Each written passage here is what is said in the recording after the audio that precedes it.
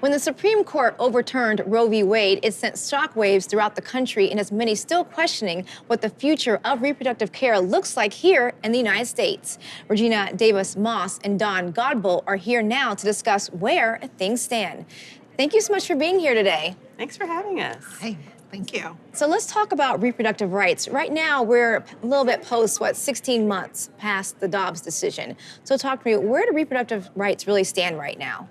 Sure. So I think 18 months post-Dobbs, what we're seeing across the landscape is exactly what we thought would happen. Women and birthing people are having difficulty accessing comprehensive reproductive health care. We hear stories repeatedly of women who are denied health care for an abortion or pregnancy loss. We're hearing there's difficulty in reaching contraception. The other thing that we're seeing is a significant impact on workforce, the perinatal birth workforce. What we're seeing is many providers are leaving states where there are abortion restrictions and bans. And what this does is it further leads to a lack of access for people who are typically already underserved. And now this decision, unfortunately, it's impacting, they say poor women, women of color and everything. So what can, people do really? Okay, so there are a couple of ways that we move forward. I think one bright spot that we're seeing is the way that people are showing up at the polls. People across the country have made it very clear that they want access to choice, the freedom of choice in deciding your own reproductive health destiny.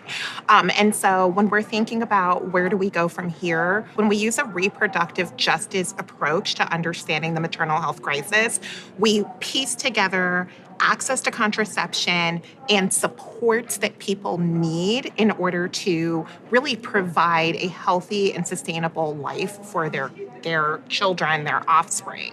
And so using a reproductive justice approach is going to let us take into account housing, food security, economic justice, the criminal justice system, all of the factors or what we might call social determinants of health that are going to have an impact.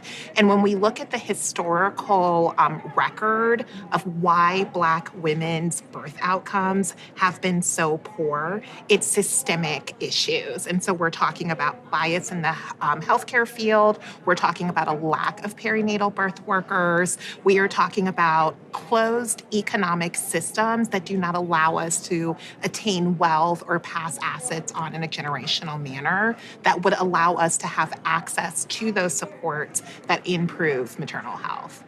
And now, speaking of that, the recent statistics show that infant and also maternal mortality is really just, those statistics are alarming. What can we do as far as how can we deal with this and then move forward? Well, I wanted to say the solutions are there. So my organization, every 2 years, we release a reproductive justice policy agenda that is over 100 policy recommendations and solutions. It literally is the blueprint. So if you go to it, you're going to find the policy solutions there. But we also talk about, we've said it, doulas, midwives, Black nurses, increasing and diversifying the workforce are things that we definitely need to do.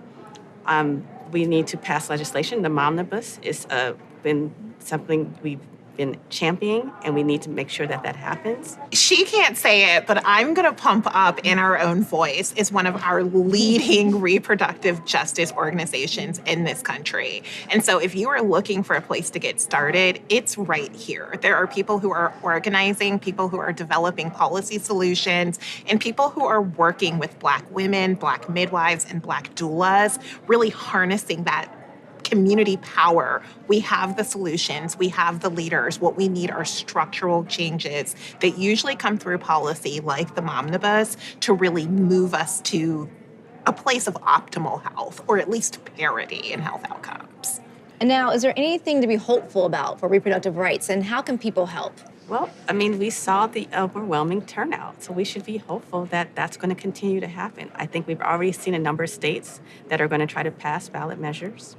But we can't rest on this, right? Because what we've realized is that conservatives typically will move the goalposts, right? So they'll find another way to try to get to what their goal is. And so their goal, in my mind, is to try to fundamentally dismantle our rights to bodily autonomy, and we're just not going to happen.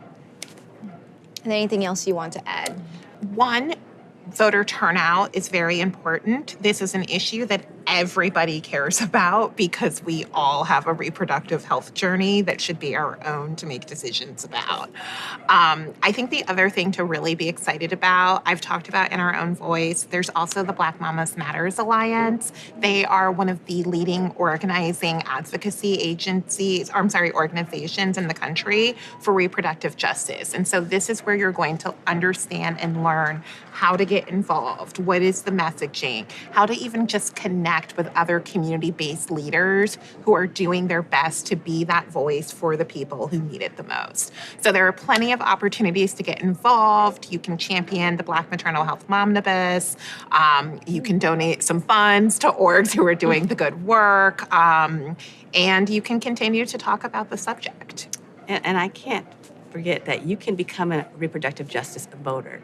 And what that means is voting with that lens, not in just national elections, but every election, every year down the ballot. So if you care about things like who is teaching curriculum, that is why you need to be educated, and you want to vote for people with that reflect your values.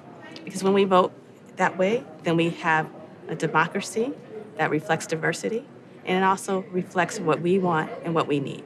Dawn and Regina, thank you so much for being here, and thank you so much for your thoughts on this important issue. Thanks for having me.